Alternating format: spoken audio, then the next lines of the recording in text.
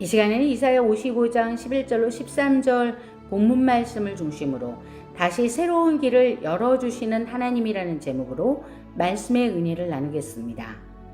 하나님의 말씀은 결코 헛되이 돌아오지 않으며 반드시 하나님께서 의도하신 바를 이루신다는 것을 믿으시지요? 오늘 본문 말씀입니다. 내 입에서 나가는 말도 헛되이 내게로 돌아오지 아니하고 나의 기뻐하는 뜻을 이루며 내가 보낸 일에 형통하리라. 너희는 기쁨으로 나아가며 평안히 인도함을 받을 것이요 산들과 언덕들이 너희 앞에서 노래를 바라며 들의 모든 나무가 손뼉을 칠 것이며 잣나무는 가시나무를 대신하여 나며 화석류는 찔레를 대신하여 날 것이라. 이는 여호와의 기념이 되며 영영한 표징이 되리라. 아멘.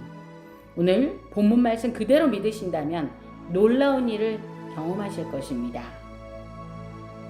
우리는 종종 인생의 여정에서 실패를 경험하고 낙심할 때가 있습니다. 그러나 하나님은 언제나 새로운 기회를 주시는 분이라는 것을 기억해야 합니다. 그렇다면 하나님께서는 우리가 무엇을 알기 원하실까요?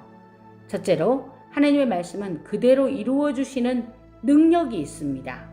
이사야 55장 11절에서 하나님께서는 자신의 말씀이 반드시 그 목적을 이루며 헛되이 돌아오지 않는다고 말씀하십니다. 내 입에서 나가는 말도 헛되이 내게로 돌아오지 아니하고 나의 기뻐하는 뜻을 이루며 내가 보낸 일에 형통하리라. 하나님의 말씀은 우리를 새롭게 하고 우리가 새로운 시작을 할 수 있도록 힘을 주십니다.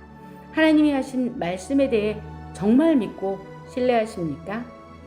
히브리서 4장 12절은 이렇게 말씀합니다.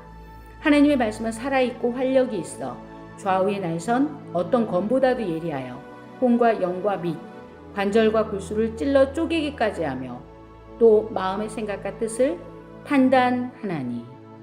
이 말씀처럼 하나님의 말씀을 믿고 말씀을 붙잡고 기도하며 나아가신다면 우리의 삶을 변화시켜 주시고 우리에게 새로운 길과 기회를 열어주십니다.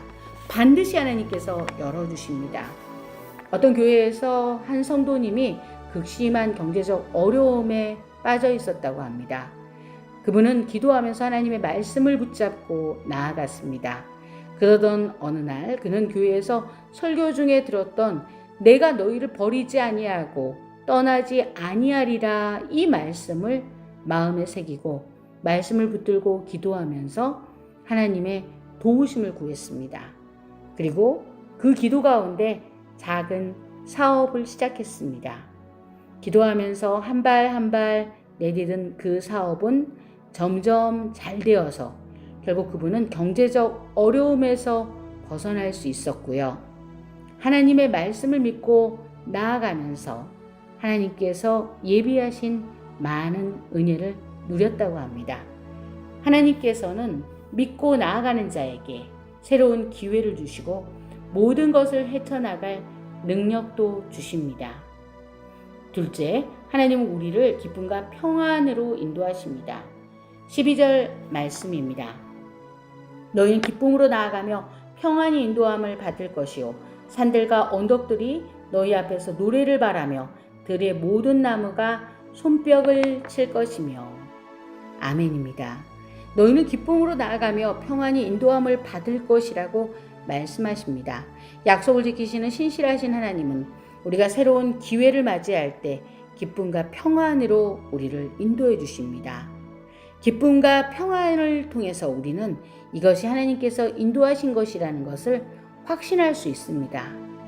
이 땅에 사는 동안 우리의 여정은 어려울 수 있지만 하나님께서 주시는 기쁨과 평안이 함께 한다면 우리는 주님과 함께 그 모든 것들을 이겨낼 수 있습니다. 아무것도 염려하지 말고 오직 모든 일에 기도와 간구로 너희 구할 것을 감사함으로 하나님께 아뢰라. 그리하면 모든 지각에 뛰어난 하나님의 평강이 그리스도 예수 안에서 너희 마음과 생각을 지키시리라 약속하셨습니다.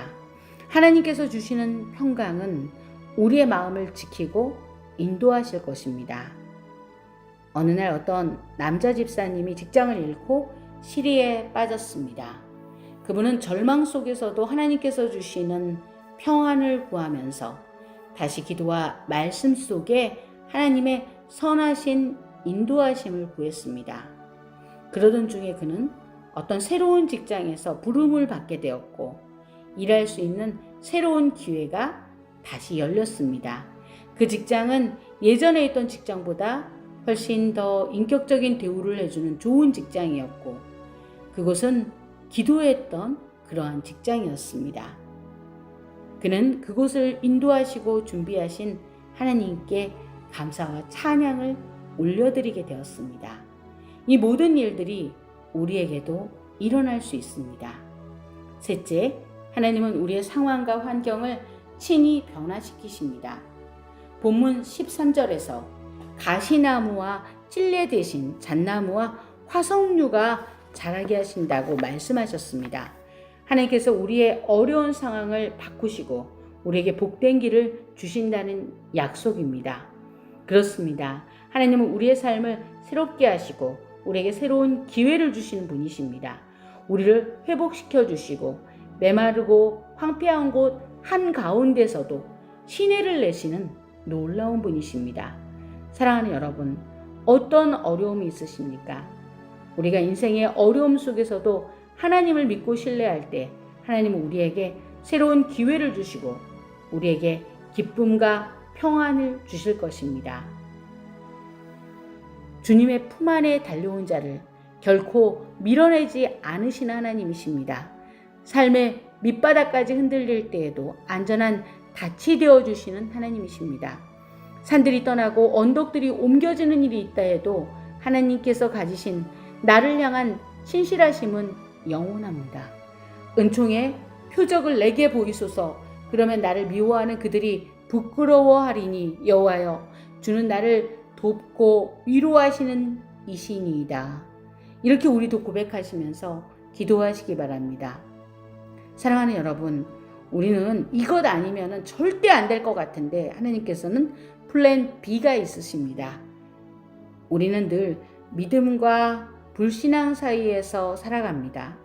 우리의 믿음은 때로는 강하고 아주 안정적인 것처럼 보이다가도 때로 갑자기 작은 일에도 흔들릴 수 있습니다. 왜냐하면 우리가 사람을 바라보면 우리는 실망하게 되기 때문에 그렇습니다. 그런데 예수님께서는 우리에게 겨자씨만한 그 믿음만으로도 산을 옮길 수 있다고 말씀하십니다. 우리는 내가 가진 물고기 2마리와 떡 5개가 너무 작다고 생각합니다. 그런데 우리 주님은 우리의 모든 예상을 뒤엎어서 일하십니다. 아무리 한정된 자원이라도 주님께 드리면 풍성해집니다. 우리의 믿음을 보여드리면 내가 기도하기 시작하면 하나님께서 친히 일하십니다. 하나님께서 지금까지 우리를 도와주셨던 그 경이로운 많은 일들을 꼭 기억해 보시기 바랍니다. 하나님께서 또다시 새로운 기회의 문을 열고 계십니다. 끝으로 어떤 농부가 겪었던 이야기를 들려드리고자 합니다. 한 농부가 어려운 환경 속에서도 열심히 밭을 일구었습니다. 그런데 그의 땅은 가시나무와 찔레로 뒤엎여서 열매를 맺지 못했다고 합니다. 그는 하나님께 간절히 기도하면서 도움을 구했습니다. 얼마 후에 그는 새로운 농업 기술을 배우게 되었고요. 그 기술을 통해서 땅을 다시 개간하여 잣나무를 그 땅에 심게 되었습니다. 그런데 그 농장은 풍성한 열매를 맺으면서 큰 성공을 거두게 되었다고 합니다. 처음에는 열매를 맺지 못했지만 하나님께서는 새로운 나무를 심게 하심으로써 모든 상황과 환경을 변화시키시고 생각지 못했던 축복을 주신 것입니다. 우리의 삶에도 주님은 지금 일하고 계십니다. 주님께서 우리에게 은총의 표적을 보여주실 것입니다. 그것을 믿고 나아가시며 승리하시는 저와 여러분 모두가 되시기를 주님의 이름으로 축복합니다. 기도하시겠습니다. 다시 새로운 길을 열어주시는 사랑과 은혜가 풍성하신 하나님 감사합니다. 우리가 잃어버린 것들에 대해서 다시 기회를 주시니 감사합니다.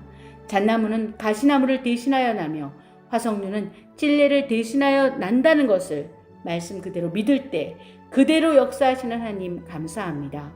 저희가 기쁨으로 나아가며 평안히 인도함을 받게 하시고 소망의 항구로 나아가게 하여 주시옵소서. 우리를 위해 가장 좋은 길로, 가장 완전한 길로 인도하시는 예수님의 이름으로 기도합니다. 아멘.